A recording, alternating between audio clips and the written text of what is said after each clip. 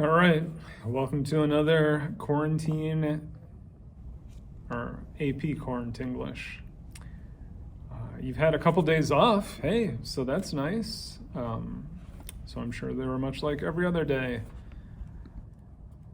All right, so today in class, we talked actually about the reading that was due Monday. Because nobody was in class Monday because of the so-called senior skip day. So we talked mainly about that. We were going to do some AP practice, but just didn't get to it. So talking about section 6 and 7 from The Handmaid's Tale, 6, which is called household. Right, we start off when getting ready for the ceremony, where the whole household has to come together to wait for the commander to come. And we see a little bit of what's going on here. The first thing that I pointed out in class is, like on page 80 and 81, the narrator, who is called Offred now, says, "I would like to steal something from this room." And later she says on 81, "It would make me feel that I have power." And that is, that's an important thing in literature and in life in general, the idea that the power is a dynamic thing, that people who are oppressed are not necessarily powerless or unable to get power. They may be oppressed, but there often is some way to get power. That's what keeps people going, right? Is some hope to get some sort of power to alleviate their suffering. And so we see that here, and this just seems to be the desire to grab some power.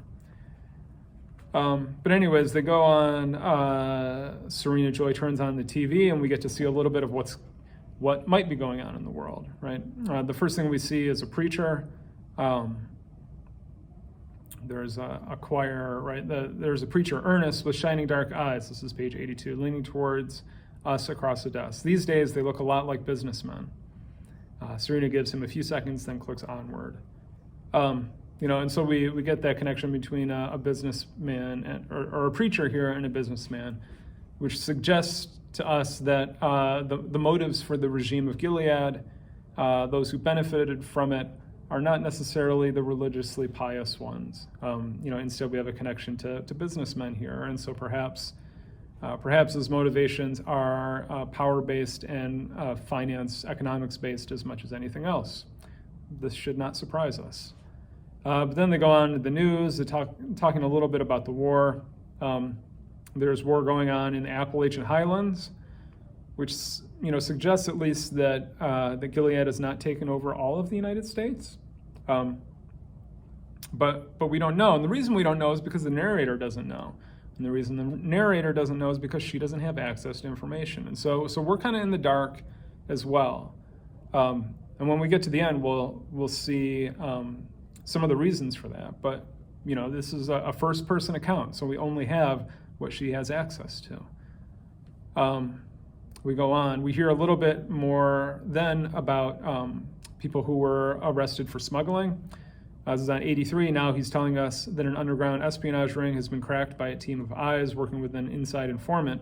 The ring has been smuggling precious natural resources over the border into Canada, right? And in this book, precious natural resources are women. It says 5 members of the heretical sect of Quakers have been arrested. And it's noteworthy that they're Quakers because Quakers really had a large part in the Underground Railroad.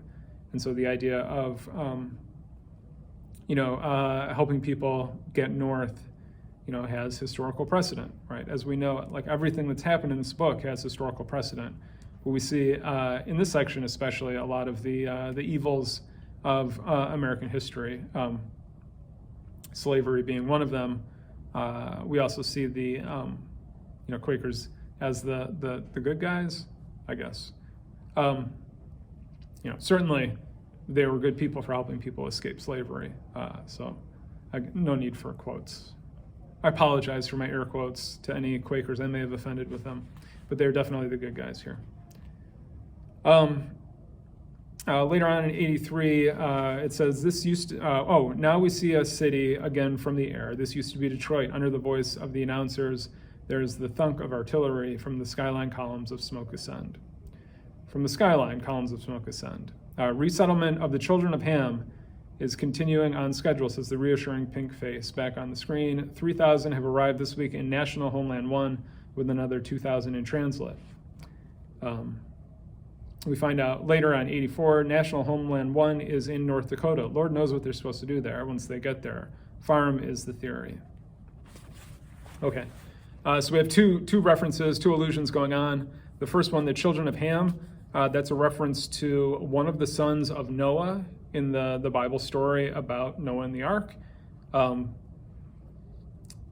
Some groups of Christians have associated Ham as kind of the father, I suppose, of black people, people of African descent, and so this has been a way to oppress black people religiously, like using that as a moral authority of why black people are oppressed.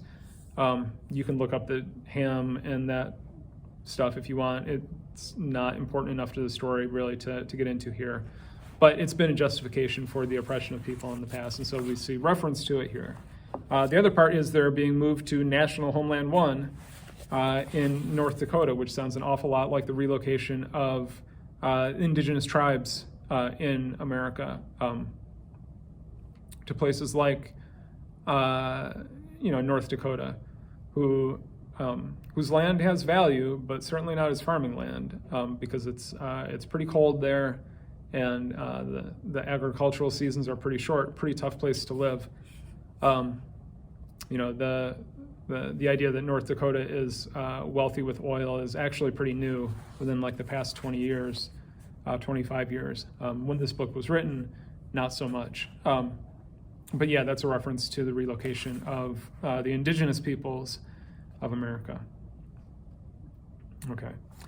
So that's kind of what happens on the news. There are flashbacks, of course, to Moira and references to Luke and her mother. Then we get the ceremony itself, which is what it is. References back to the Red Center.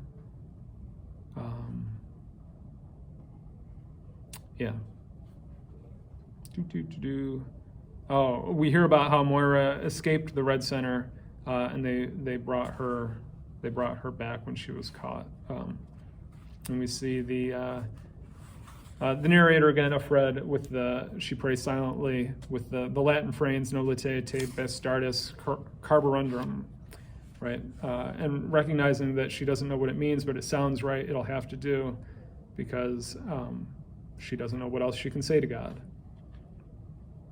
Okay. She imagines that was left for her by a woman who looks like Moira, right? And so there's kind of that combination of, almost memories, wanting to make a memory fit her reality. Okay, we've got the reference to the butter, and saving the butter to use it as lotion afterwards, or just in general to use butter as lotion.